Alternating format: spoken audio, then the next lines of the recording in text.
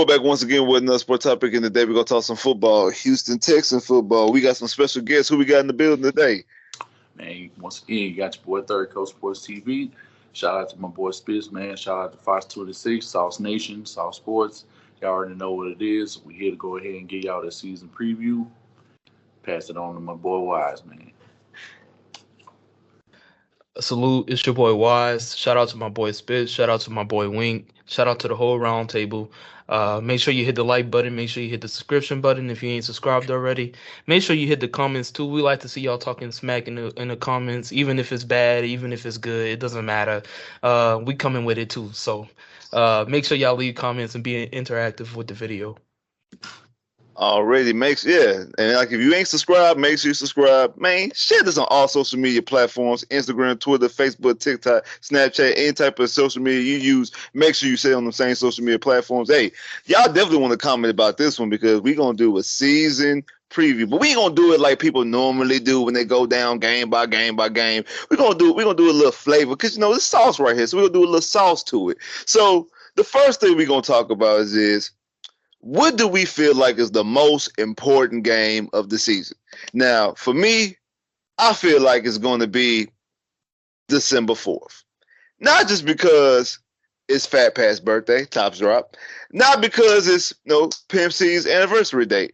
It's because y'all already know who's coming back to the city.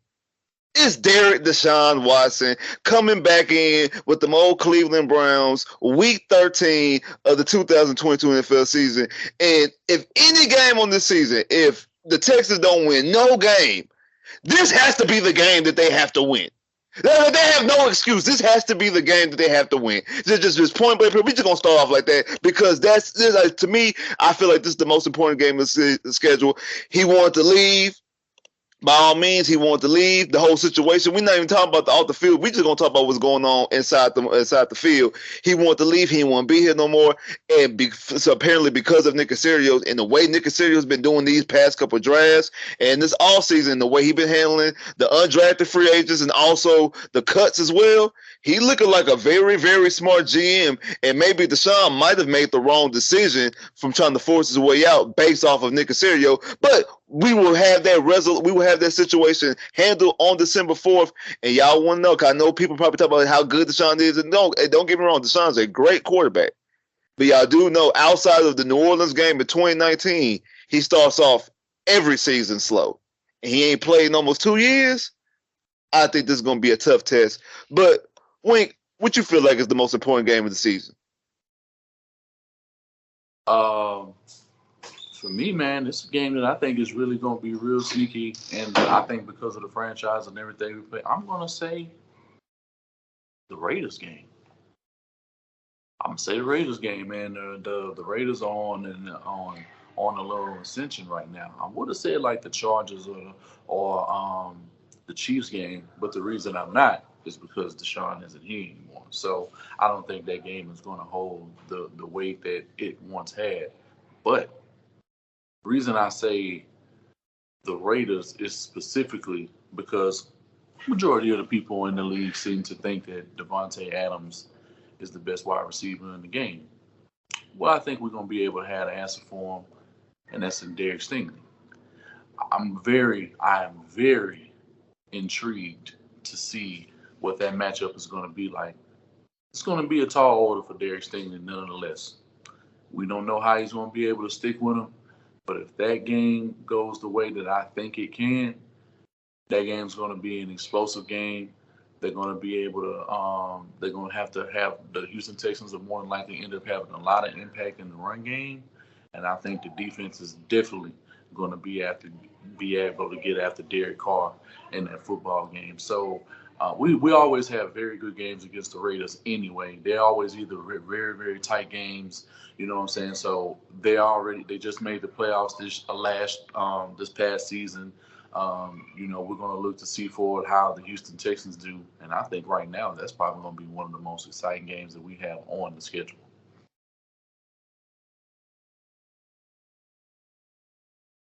So your question was, what's the most important or most exciting? You on mute. I mean, however you feel, like however you feel, like do you feel like whichever you feel like the most important, most exciting? It's up to you. The most important, maybe even the most exciting to me, is going to be Week 5 against Jacksonville at Jacksonville. Because if we lose that game, that's going to tell me right then and there. Um, Davis Mills is not the answer if we lose to Jacksonville at Jacksonville. It's simply as that because I mean, when you look before those first 4 games we started off, it's gonna be a tough schedule to start off the season. And if you go into Jacksonville 0-4 or 1-3, and then you lose to Jacksonville, and then you got to play the Raiders the next week, it's over. Our whole season is over. And technically, if we start off 1-4, 0-5, taking the loss to the Jaguars, it's a wrap for us. Why it's important to me? Why I think it's exciting? Because we're gonna see sunshine, pretty boy Flacco's quarterback down in Jacksonville, quarterback, whatever he want to call himself, that faggots, excuse my language, over there. We're gonna see what he gotta do. He got all the tools this year. He got a Christian Kirksey's. They got a number 1 pick, Trevon Walker's. Look at me thinking like, should I even add this in the video? But hey, I ain't got no filter. I'm sorry. I support the LGB, whatever you want to call it, but whatever. You do what you gotta do. But Trevor Lawrence, you should not have your hair flat iron like a pretty boy playing footballs. That's all I gotta say. And I hope that Jonathan Grenard slam that man into the ground and drive him deep. I really hope we beat the Jaguars, but I really think that game has a lot of factors because they're gonna get ETN Jr. bags. They're gonna have, like I said, Christian Kirks. They got an improved offensive line. It's the second year of Trevor Lawrence. They got Josh Allen with Trayvon Walker on the other side. So as we got better and younger as a team, they got better and younger as a team. It's going to be our first true test in the division. I'm not counting the Colts as our first true test because we never beat the Colts. But the Jaguars, we got to wait and see.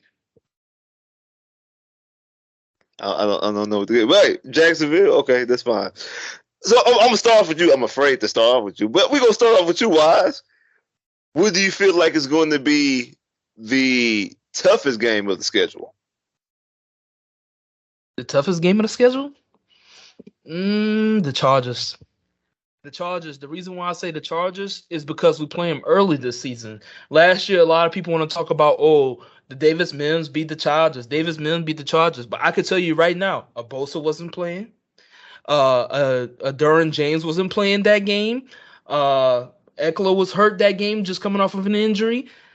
They wasn't at full strength last year, and they had not. I mean, they was at the end of the season. They was assuming they was gonna make it to the playoffs. Yeah, it was an important game for them at the time, but they wasn't at full strength. The one thing about the Chargers at the beginning of the season, they start fast, they healthy, they got all of their team, and guys are making plays. J.C. Jackson has been added to that squad. Uh, I mean, it's gonna be a tough game.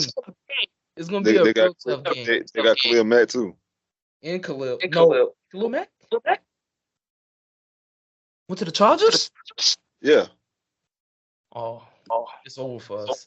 Because the fact that we were supposed to draft Khalil Mack back when we took a Jadeveon Clowney's, he gonna get his paybacks, even though he never do good against us.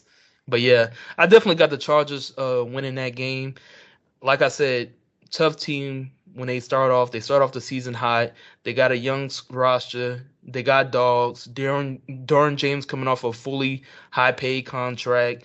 J.C. Jackson just got paid. All of them dudes is finna ball out. Bosa's. I mean, at every level of the field, on every level of the defense, they got a superstars players. On every level. Same thing when you look at their offense. When you look at the running back position, they drafted a guy in Isaiah Spiller from A&M. You think he ain't gonna want to have a say in that game? Coming back to his hometown team that passed up on him in the draft. So that's all I had to say. I mean, you're not lying though. The Chargers are loaded. That is a very loaded team. But Wink, what you feel like is gonna be the toughest game of the schedule? Man, there's so many to choose from. But I think if we narrowed it down, I'm gonna stay in that same position. I'm gonna say the Chiefs. Chiefs is gonna be able to. I think defensively, we'll be able to get some things done. But I don't think the Texans offense, well, when I say Texans offense, I mean Davis Mills. I don't think he's going to be able to get it going really in that game. I think they're going to be able to play solid enough defense. They got stronger in their front seven. They know how to play us. Mahomes is an animal. We're going to have to bring a lot of pressure. That front seven and that back end is going to have to perform like none other. We're going to either have to take the ball out of Mahomes' hands by running the hell out of the ball with Dameon Pierce, limiting our deep throws to make sure that, we have a better chance of completing third downs and things of that nature. Play calling is going to be essential in that game, but I think that the Chiefs decimate us because, they got a talented young core. Travis Kelce, don't have any answers in this football league.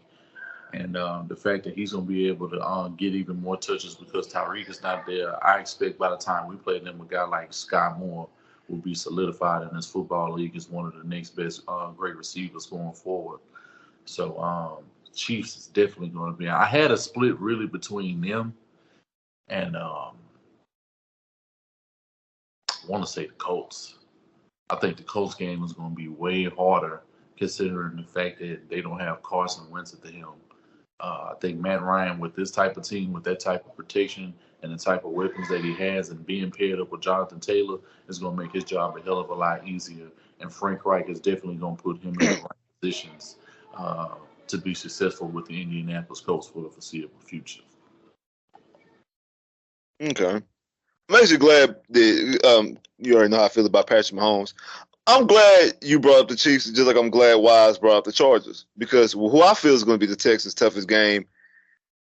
Y'all got the right division, but got the wrong team, and I think it's going to be the Vegas Raiders. Spoiler alert, sidebar. I picked the Raiders to win the West. I'm very high on the Raiders. I think the Raiders are going to make it, have a deep playoff run, and possibly could be even playing in the AFC Championship game. Is adding Devontae Adams with Hunter Renfrow and Waller, Josh Jacobs, like that team to me just feels like it was something there last year, even though they lost in the first round, the wild card round against the Bengals. But they gave the Bengals a tough out. And that's without even having Devontae Adams. So you add Devontae Adams, who has college chemistry with Derek Carr. Not to mention Derek Carr playing against the franchise that drafted his brother and then got rid of his brother. But that's a conversation for another video. I feel like that's going to be the Texas' toughest game. I really believe, because one, I'm really high on the Raiders, and I think that's just going to be the Texans' toughest game. I think plus it's kind of early on in the seasons, so I can see it being a welcome to the NFL moment for both Stingley and Petrie, because just because I mean, I know what you're feeling, Wise, but secondary is tough to play, especially in the NFL, especially for some rookies. They're gonna have some growing pains. I don't care how great you is, you're gonna have some growing pains, and that could be that could be a game that he can have some growing pains. I can see him being faked out, but I can see keeping his eyes on Derek Carr a little bit too much, and Devontae Adams getting by him. But hey, I just feel like that's gonna be the toughest game of the schedule. So we're gonna start off with you, Wink. What do you feel like is gonna be the surprise game of the schedule? Like what's a game that you think is going to be a surprise that's going to catch people off guard? I know this shit going to make people really mad when I say this, but we haven't fared well against this team with or without a good quarterback, and I see us getting handled by the Giants. I think it's going to be two sorry-ass quarterbacks on the field. And I think Daniel Jones has way more talent than Davis Mills at this point. So I think by that time period, they'll be able to, Saquon is more than likely probably going to be able to make some plays. I think they'll have better protection up front.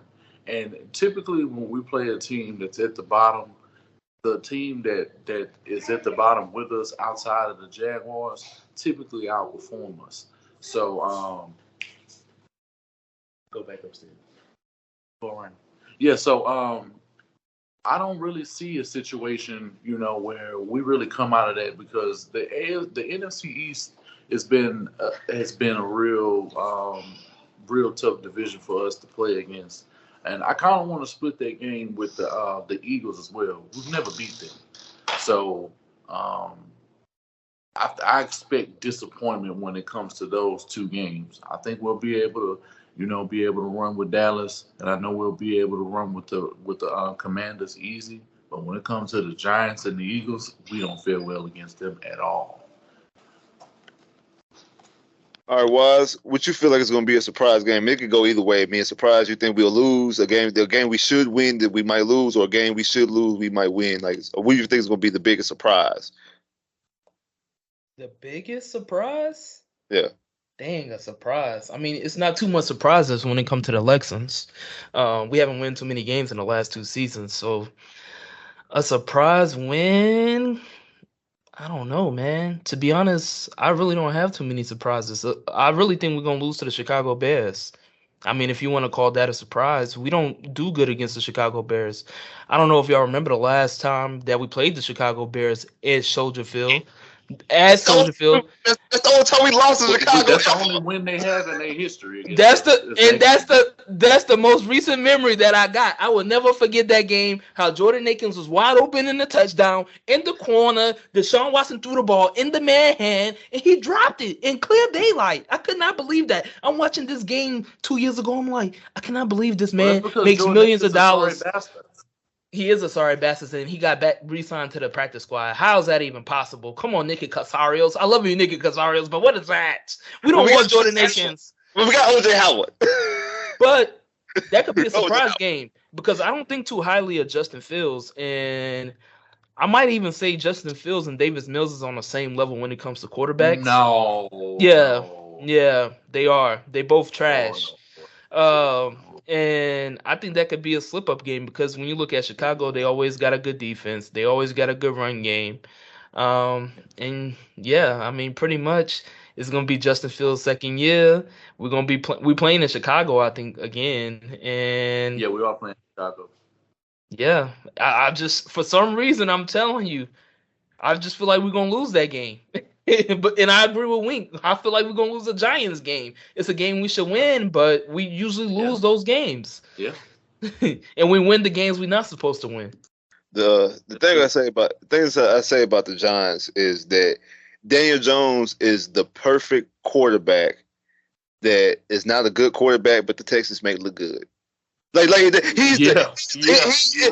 prototypical quarterback throughout whole franchise history that is a bad quarterback, and everybody in the world knows he's a bad quarterback. But when they come and play against the Texans, all of a sudden he an all-pro. Daniel Jones he just oozes that, and I agree. I agree. I do have the Texans losing the Giants, but my biggest surprise of the season, surprise game, is Week 1. I think the Texans are going to win Week 1. Yes. I feel like I've been going back and forth, but when I actually looked at the schedule and decided to go game for game, yes, the Texans are going to win opening day. Lovie Smith's first day as the Houston Texans head coach. You do know that all the Houston Texans head coaches win their first game, right? You do know that. They all win their first game. And they all you say the tradition carries on. You say that. And all their season openers be in Houston. Where's this game played? In Houston. And the reason why everybody picking the Colts. Oh, it's a walkthrough. The Colts are easily gonna walk through. The Texans are gonna win. And I believe Damian Pierce is gonna have a breakout game. Not the Arian Foster game like in 2011. 2011. We ain't talking about it. Ain't gonna be that crazy. It ain't gonna be no 203 tubs. But it's gonna be, I say, about between a buck 30 to a buck 50, and probably a touchdown or two. He's gonna have a breakout game. The key to this game is the defense keeping the game close, and keeping the score low. And I think Matt, because your boy Wise, I think your boy gonna have his first career interception against Matty Ice in Week 1. I think they're gonna force some turnovers, and I think the Texans are gonna win probably 17-13. Like that's why I got 17-13. like I say, and Pierce have a breakout game like around like 130 to 150 and 2 tubs. So The split between us and the Colts seems like it's about that time. It's really about that time anyway. So it very well could happen. yeah, I can't think of a split. I'm thinking about Darius Leonard. I'm thinking about Jonathan He not Taylor. playing. I'm thinking. there's nothing. They're not even playing. He had surgery, if I'm not mistaken. Yeah, he not playing. Oh, then we might win that game. Ruled out. Okay, then we might win that game. Okay. Darius Leonard. Yeah, he not playing. JT gonna be the problem. Yeah, I mean, obviously, yeah. We gonna have to contain that run. Like, yeah, obviously, we definitely gonna have to contain that run.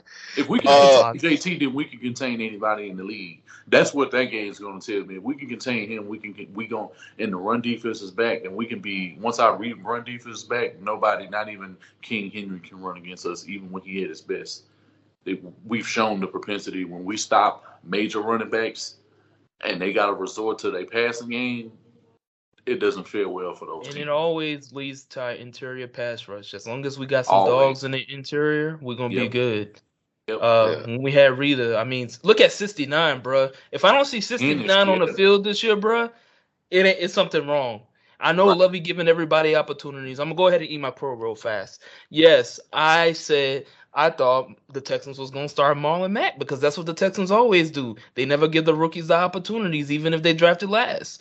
But now I'm here like a man. I accept my crow. I eat my crow. I was wrong. Lovey Smith is a real one, and he actually took the talent and put the talent and started them like they should have, unlike B.O.B. So there's my crow right there on the whole Dameon Pierce. But I always thought he was a good player, of course. But of course. I didn't think he was going to be a starter day one.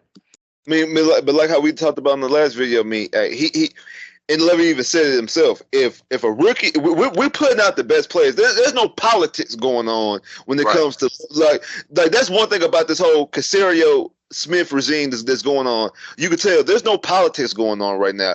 The best players are playing. Right. Stingley, first round pick. Yeah, okay, he playing. Okay, Pierce, a 4th round pick. He got put over somebody who you just brought in from via free agency. Like there's no politics going on. If you can play, you can play. Ross Blacklock, who's a 2nd round pick, boo him out of here, gone. Jonathan Owens is starting over hot bud garbage himself. Eric Murray. Like there is no politics going on right now. The best players on the team is playing, which I believe. The way this team is being handled is going in the right direction. So we're gonna end off like this. After saying all those things, what do you feel like is going to be the record at the end of the day? When I forgot what the last game of the season is. I know it's in January. When Week 17 comes to conclusion, the Texans' record will be what and why? Who's going first? Me or hold on. Let me say one thing before you say that. The last game of the season is the Colts. We start with them and we end with them. I did know that. Okay, yeah. So, I got this team as it stands right now. I have them between 5 and 6 wins at their lowest. That's their floor.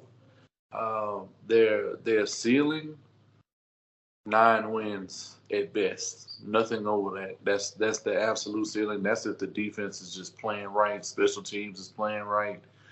They have good field position and they playing better on 3rd down. Those are going to be the 4 keys that I think that are definitely going and taking the ball out of Davis Mills' hands when he's not in control of the game. You lean on Dameon Pierce.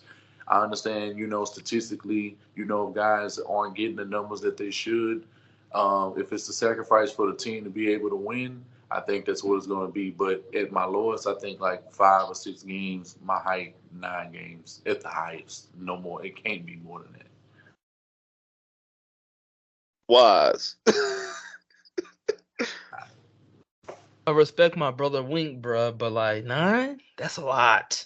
That's why I said the ceiling. That's why I said. Yeah, my ceiling is going to be 6 games. Okay. My ceiling is going to be 6 games, and what I realistically think the team would do is go 4-13. Once again, I mean, 4 games. I don't see us winning more than 4 games this year.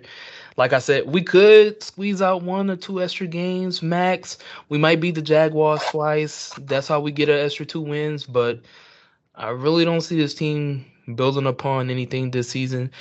This year is going to be an opportunity for the young players to get some experience, learn how to be a pro, and go into next season trying to draft a Willie Anderson, trying to draft a Kayshon Boutte, trying to draft a Miles Murphy, try to draft a quarterback. I mean, we need a franchise quarterback at the end of the day. So and when you look at this league today, a lot of people will say, "Oh, you don't need no franchise quarterback." But every single quarterback that won a Super Bowl in the last 10 years, 90 or 80% of them been franchise quarterbacks. So you're gonna have to excuse me on that one. But I don't see it from the team this year. Yeah, we're gonna have a strong run game. Yeah, the defense gonna make hella plays and turnovers. But what's gonna kill us is Davis Mills because he's not gonna be able to drive the ball down the field when we really need to. When we get in short yardage situations, Damian Pierce is gonna get the first downs. Right. But when you really think about it, what's gonna happen when Damian Pierce comes out the game? What happens if something was to God forbid? What's supposed to happen if Damian Pierce gets hurt? Who are we gonna rely on? The whole team is gonna fall down, bro. The whole offense. Yeah. And you're relying on Nico Collins, who's gonna go out there. He looking like a baby Andre, looking like a baby Hop, catching any and everything thrown at him. But at the end of the day, that shit's not gonna work, bro. You're gonna have teams when they start seeing that Davis Mills can't throw the ball deep, stack the box, have 8 guys inside the box, and playing man coverage on us because they don't respect Davis Mills' arms. And sometimes he might make a play. Right. Sometimes he might make a play, but 90% of the times he's not. So that's my concern with the team. So I'm gonna leave it at 6 wins max, 4 wins as my realistic target. Okay. This is mine. I think it's going to be 6 games. There's no floor. I just think it's going to be 6 games. Right. 7 if they could squeak out a win, like an unseen win, like a shock or something can get them to 7. That's my ceiling. 7. Even though we could be all excited, about Derek Stingley and Damian Pierce and Petrie and stuff like that, and Lovey. At the end of the day, if you go player for player against every team in the NFL, this team still lacks a lot of talent. They have some talent. They're more talented than they were last year. That's the reason why it's going to be an improvement from 4 games to 6. I mean, from 6 games to 4, from 4. But also improvement with the coaching and the coaching staff. But at the same time, they're still not up there talent wise with half the league. So you're still going to be behind the 8 ball when it comes to certain games. Not to mention, I love Derek Stingley.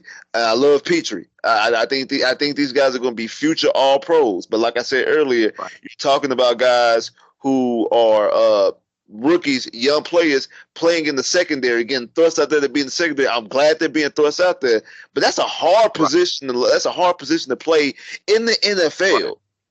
And to be thrown out there, you got 2 young guys back there. They can get on. They can get built on some play fakes and some cover.